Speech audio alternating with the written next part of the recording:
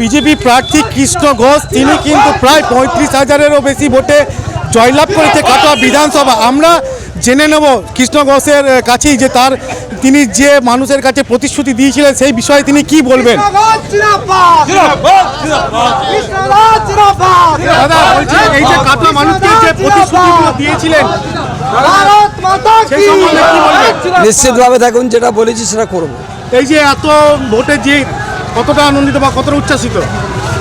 এই আনন্দ হচ্ছে কাটোয়াবাসীর জন্য, কাটোয়াবাসী আমাকে ভরসা করেছে, তার জন্যে সমস্ত জয় আমার কাটোয়া জনগণের জন্য, আমার কার্যকর্তার জন্য। সাধারণ জনগণ প্লাস আমার কার্যকর্তারা যারা দিনরাত পরিশ্রম করেছে তাদের জন্য হচ্ছে জয়। আমরা যেটা জানতে পারি, কাটোয়া বিজেপি প্রার্থী কৃষ্ণ ঘোষের বড় জয়, পরিবর্তনের জোয়ারে ভাসল কাটোয়া বিধানসভা কেন্দ্র। এবারের বিধানসভা নির্বাচনে কাটোয়া কেন্দ্রে বড়সড় রদবদল। তৃণমূলের হেভিওয়েট প্রার্থীকে পরাজিত করে জয় ছিনিয়ে নিলেন বিজেপি প্রার্থী। বিপুল ভোটে এই জয়ের পর এলাকা জুড়ে আনন্দের আবহ। জয়ের শংসাপত্র হাতে নিয়ে সংবাদ মাধ্যমের মুখোমুখি হয়ে নিজের প্রতিক্রিয়া জানালেন নবনির্বাচিত বিধায়ক। জয়ের পর বিজেপি প্রার্থী জানান, এই জয় আসলে কাটোয়াবাসীর আশীর্বাদ। তিনি বলেন, কাটোয়ার সাধারণ মানুষ আমাদের ওপর ভরসা রেখেছেন। আমাদের বুথ স্তরের কর্মীরা দিনরাত এক করে পরিশ্রম করেছেন, মানুষের সঙ্গে নিবিড় যোগাযোগ বজায় রেখেছেন। এই জয় কাটোয়ার প্রতিটি কর্মীর এবং সাধারণ মানুষের জয়। উন্নয়নই মূল লক্ষ্য। কাটোয়ার দীর্ঘদিনের সমস্যা সমাধানই তার প্রথম অগ্রাধিকার হবে বলে জানিয়েছেন নবনির্বাচিত বিধায়ক। আগামী দিনে তার বিশেষ পরিকল্পনার মধ্যে রয়েছে অবকাঠামো, রেল ব্রিজ এবং গঙ্গার ওপর নতুন ব্রিজের কাজ দ্রুত সম্পন্ন করা, স্বাস্থ্য, হাসপাতালে পরিষেবার মান উন্নয়ন, নিরাপত্তা ও কর্মসংস্থান, এলাকায় শান্তি শৃঙ্খলা বজায় রাখা এবং যুব সমাজের জন্য কর্মসংস্থানের ব্যবস্থা করা, পৌর পরিষেবা, নিকাশি ব্যবস্থার আধুনিকীকরণ। পরাজিত পক্ষকে নিয়ে মন্তব্য। প্রাক্তন বিধায়কের পরাজয় প্রসঙ্গে তিনি জানান, মানুষ পরিবর্তন চেয়েছিলেন, জনগণের ইচ্ছাতেই আজ কাটোয়ায় নতুন রাজনৈতিক অধ্যায়ের সূচনা হল। জয়ের ব্যবধান। নির্বাচন কমিশনের তথ্য অনুযায়ী বিজেপি প্রার্থী ৩৫,০৬৬ ভোটের ব্যবধানে তার নিকটতম প্রতিদ্বন্দ্বীকে পরাজিত করেছেন। কাটোয়ার এই জয়কে বিজেপির রাজ্য নেতৃত্বের অন্যতম বড় সাফল্য হিসেবে দেখা হচ্ছে। কাটোয়া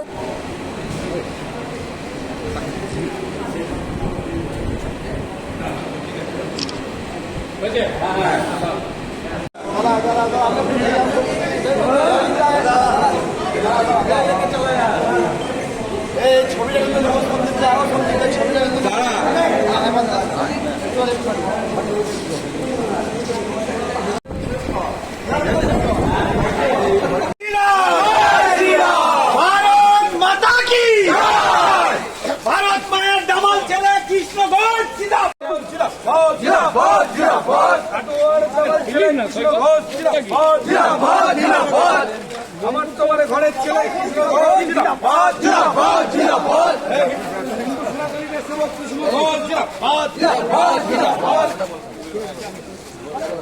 তোমার মোট কত পেয়েছে ভোট?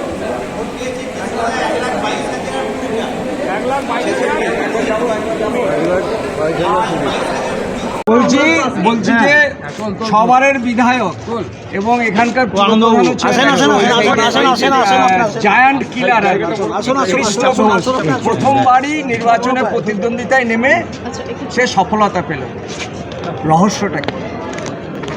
সব থেকে বড় যে বিষয়, প্রথমেই আমি পার্টিকে অনেক ধন্যবাদ জানাবো, ভারতীয় জনতা পার্টির আমার স্টেট প্রেসিডেন্ট, কেন্দ্রীয় প্রেসিডেন্টকে, তারা আমাকে কাটোয়া বিধানসভার প্রার্থী করার জন্য। দ্বিতীয় সবথেকে বড় জয়ের যে কারণ, কাটোয়াবাসী, কাটোয়া যে জনগণ যারা দুহাত তুলে ভারতীয় জনতা পার্টি তথা আমাকে আশীর্বাদ করেছে, তারা ভরসা রেখেছে যে কাটোয়ায় যদি কেউ জনগণের সুরক্ষা বা কাটোয়ায় যদি কেউ ভালো করতে পারে সেটা ভারতীয় জনতা পার্টি। তাই সমস্ত জনগণকে আমি আমার অন্তঃস্থল থেকে অভিনন্দন, শুভেচ্ছা।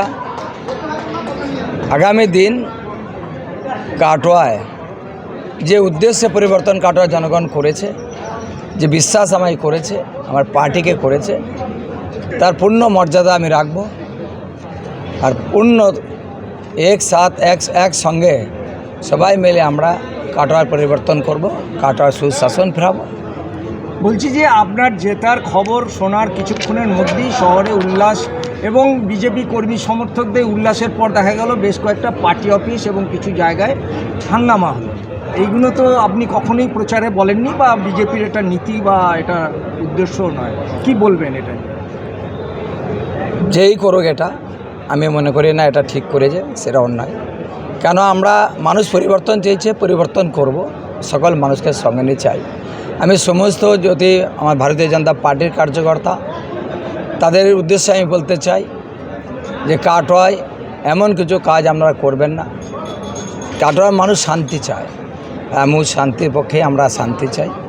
এবং কে বা কারা এটা করেছে আমি এখন বলতে পারবো না, দেখিনি, যেহেতু আমি ভেতরে ছিলাম। আপনারা জানেন, যারাই করে থাকুক এটা ঠিক করেনি, করবেন না তারা। কেন বিজেপির কার্যকর্তা এটা করতে পারে না, আমি এটা জানি। হয়তো এটা কেউ বা অন্য দল, রাজনৈতিক দল তারা করে এটা চক্রান্তও করতে পারে, যে বিজেপি নামে দোষ দেওয়ার একটা প্ল্যান।